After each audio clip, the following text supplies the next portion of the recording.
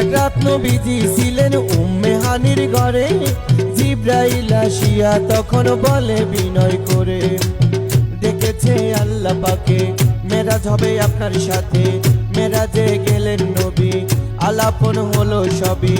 বিদায় বেলায় আল্লাহ তাআলা হলেন বেকারার, আমার আল্লাহ বলেন দেখার ইশাদ মিটলো না আমার। তুমি আরো কিছু সময় থাকো,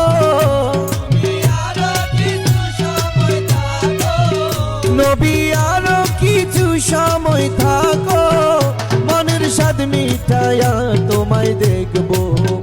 একটু দাঁড়াও দাঁড়াও ইয়া মুহাম্মদ, আমার নয়ন ভরে তোমায় দেখবো। একটু দাঁড়াও দাঁড়াও